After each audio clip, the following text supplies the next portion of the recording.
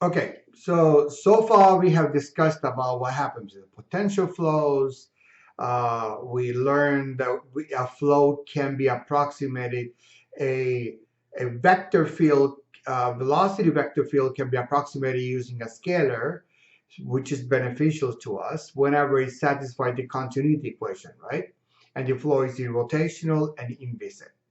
So now what we want to know is, what's the real goal or what's the purpose behind we do everything we do?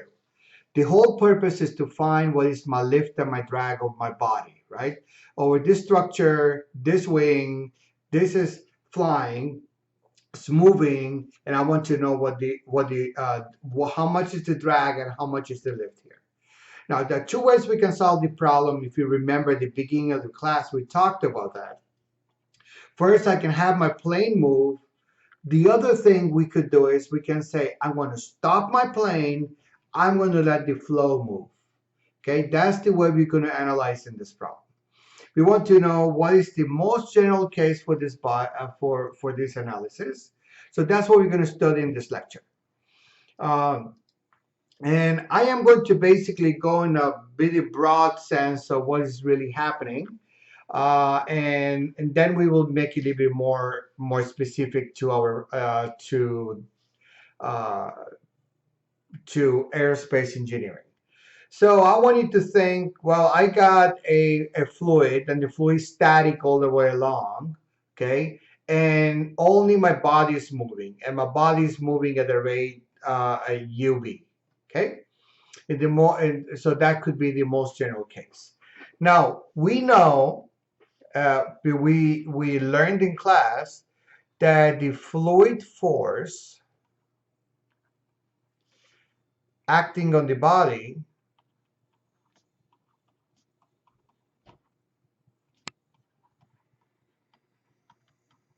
is F is equal to minus P N ds.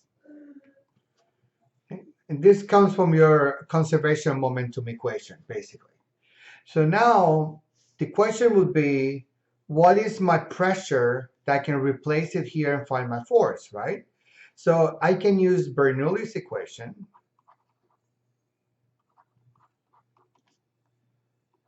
I can use Bernoulli's equation, which is valid for irrotational flow.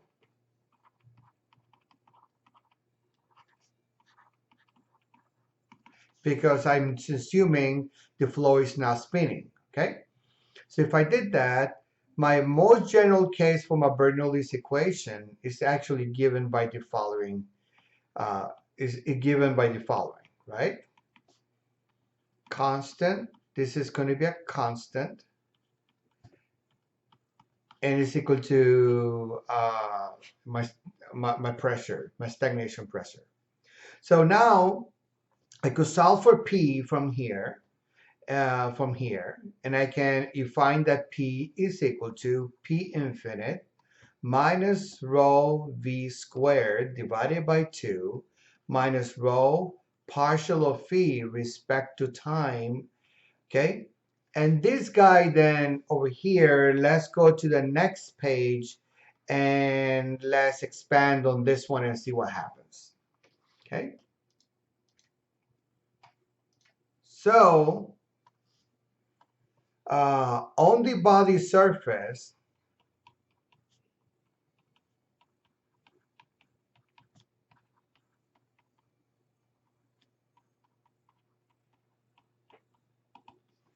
so on the body surface, we know what the following is true. This is on the body surface. This is going to be phi, your velocity times this, and this is phi. Or we could write it in a more familiar way. If you would, let's write it like that, and then just simplifies and helps us understand what's going on, okay? So this is what we have, right? So now what I really care for is this guy here. So I'm going to solve the equation for that. So from here, I find that my partial of phi respect to time is going to be partial of phi respect to time over the body surface minus ub dot v. Okay, so remember, this is the term that now can be replaced here.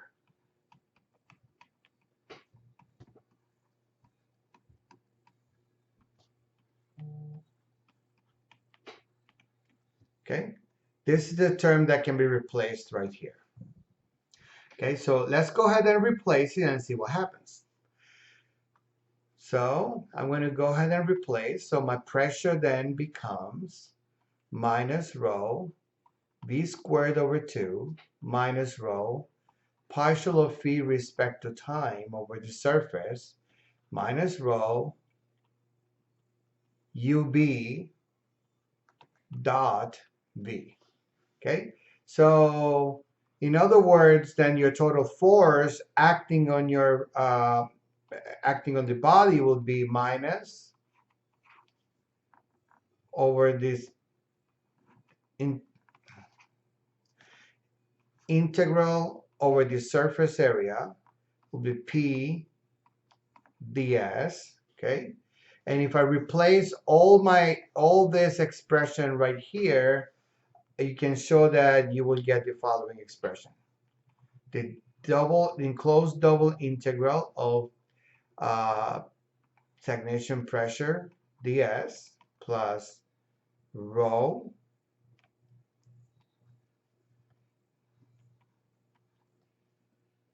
over phi ds n ds minus rho s ub dot v n ds plus rho s v squared n ds. Okay, so now we're going to go in the next couple of slides. We're just going to discuss what happens with each one of those integrals. I'm going to go a little bit faster, and you can pause to take your hand notes if you want to, because I really care for the final and very interesting results more than the process. Okay, so first of all, note that this is a free stream velocity, right? So really doesn't act, it's in the stream, it's not acting on the surface, so this is going to be 0. Okay, so this one is a check. So this whole equation now is going to simplify to this. Okay, so having said that, let's keep moving one term at a time and see what happens next. Okay, so the next term that I'm going to look at, I am going to just use some definitions that we know for math. Okay, we are trying to simplify this or expand this either way. So if I use some mathematical definitions, you can show that this expression is completely equivalent. Okay, and at the boundary, we also know that the velocity, the ub dot velocity has to equal to the velocity times d of the same surface, right? If you remember, we discussed this in one of the previous classes, previous lectures. So then this is the term that I'm really interested in, right? So I can basically bring this on this side.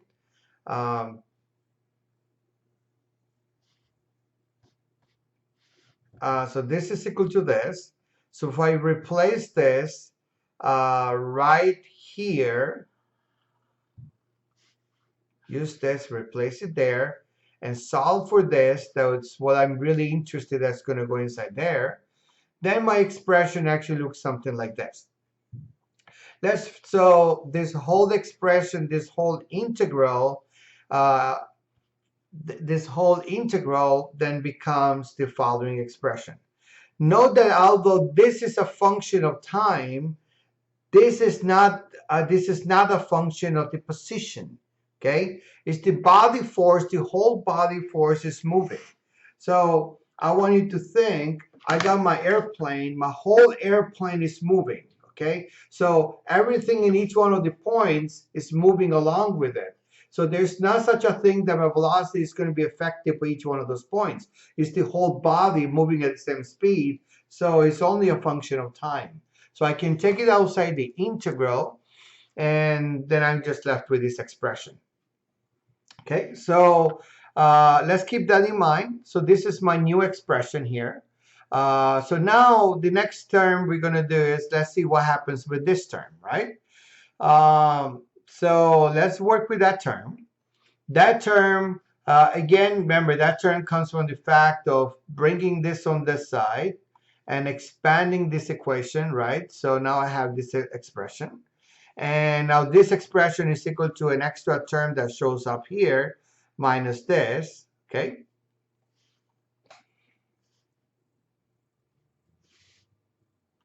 Okay, so this expression alone is equal to that. So now the whole thing then becomes this. So now let's see what happens with this. This expression right here, and again, don't want to write too much. It can show that this is going to be 0. And why is it 0? So I want you to think that you have the surface area S enclosing only liquid as fluid, so it's fluid around that. So your velocity, actually, this velocity vector can be written as follows. We use the gradient theorem to show this. And for rotational flow, we can further show that this is equal to this. Okay, so we keep on moving here, and let's expand this whole thing. And if you use the divergence theorem, this is to show you how you can really get this if you expand on it. So at the end of the day, you plug that inside here, and you're going to realize that this expression here, they're identical, right? So the 1 minus minus is 0. So this is going to be 0. So in other words, then my whole expression then is equal to this. Okay? This is one of my final answers. So let's continue. So now I want you to consider the following. Well,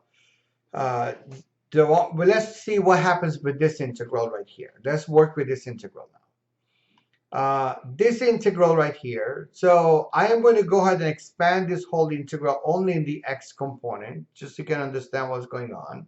Suppose we have only the x component. I can have it also in the j component, if you would, right? I could have this in the j component as well.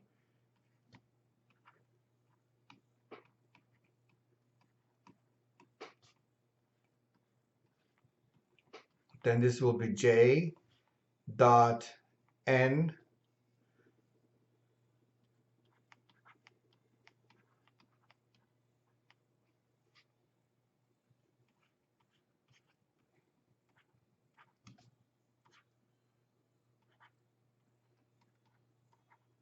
Yeah, I know you're probably asking where the minus sign comes from, because I'm swapping this.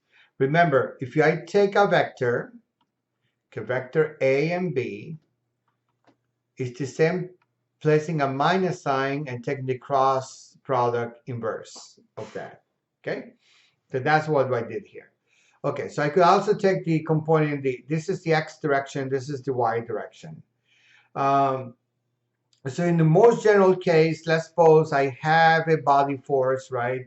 I'm going to have a unit normal here. I'm going to have a unit vector only in the x direction.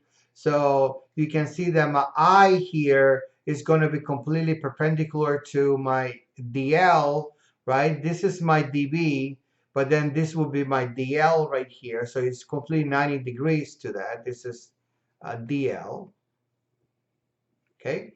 So if I wanted to know what's happening in this direction, then it's perpendicular to dx. Okay, all depends on what you're looking for.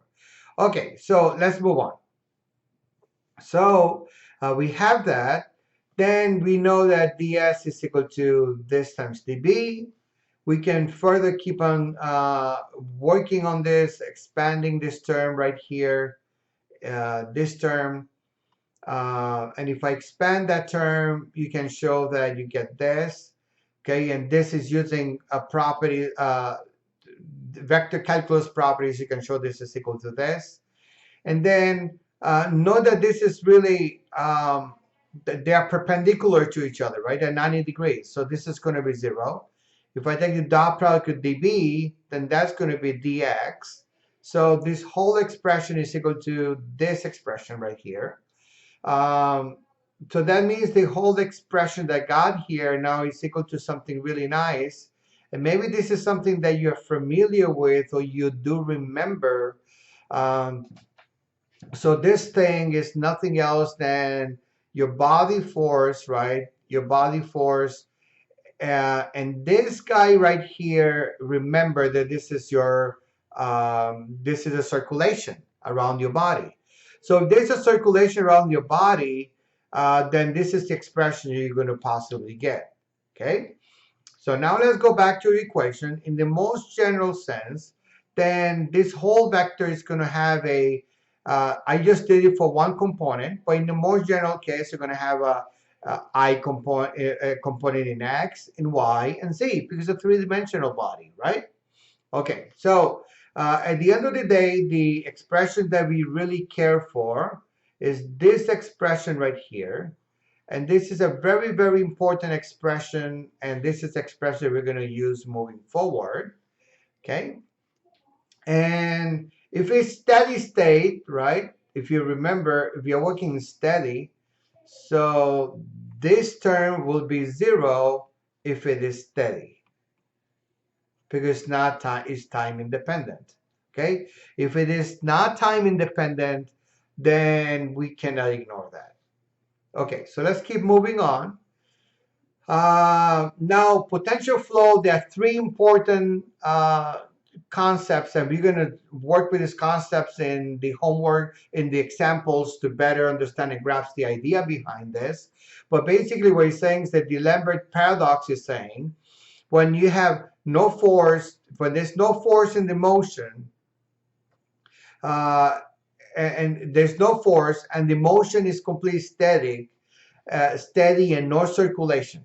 Okay, so you're going to have, so basically saying your force is going to be 0, okay, if it is steady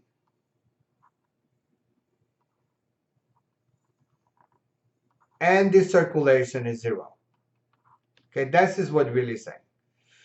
Okay, now this is saying if you have a force perpendicular to its motion, so this is saying this right here, this is my motion, right? Then I have a force perpendicular to that. So I have that force exists, and that's going to be a result of a circulation that's not equal to 0. Okay, that's what this means. The Kuda-Joukowski theorem. This is a very popular theorem, especially working in aerodynamics, if you understand the lift and drag equations. And we will use that a lot moving forward. And then the added mass approach. The added mass approach is basically saying a force due to the unsteadiness in its motion may be in any direction. Okay? So let's understand this a little bit. Let's come down to the two-dimensional flow and understand what the consequences of this equation. Okay, so as we know, as I just told you, if we assume the problem is steady, okay, for the case of steady flow, you can show that the total force acting in the body will be UB cross product, there's a minus sign there, I integral x dx in the x body, j integral y dy in the y body, plus K integral over Z over dz doz. Okay, so if we keep expanding and working with this, so we know there's airflow is 3-dimension, so that way we can complete a couple of loops here. Let me explain to this. First of all, we are assuming that your airfoil is infinite. So we are saying that the airfoil going in this direction, this is an infinite airfoil, okay? It goes infinite direction here, and it goes to an infinite direction there, okay? A finite airfoil will have a span b over 2, a half the span for one wing. But we are saying this is infinite. Since this is infinite, I want you to consider the following. To consider water bar, right? So I cannot have a flow that does this. This is infinite. There's no way to close this. How I'm going to have a circulation? There's no way I can get around this. So the circulation in this direction, this is the y direction, will be 0 because I don't have any, right? And then the circulation in the x direction is the same thing. I cannot get around it. This is infinite. Goes all the way infinite and infinite minus infinity. So I cannot really close that circulation. Since I cannot close that loop, the circulation will be basically 0. The only circulation that remains is the one that can go around my z-axis. This circulation actually is the only one that exists. Okay? So given that, the problem basically then simplifies to z, and this is just an approximation, and is a very good approximation actually. Okay, it's constant in the z direction. Okay, with respect to z. So in other words, now your force then becomes minus rho ub cross product k gamma dz. Okay. Now I'm going to write this whole thing minus rho b. Actually, it's going to give you the total circulation in the k direction. Okay.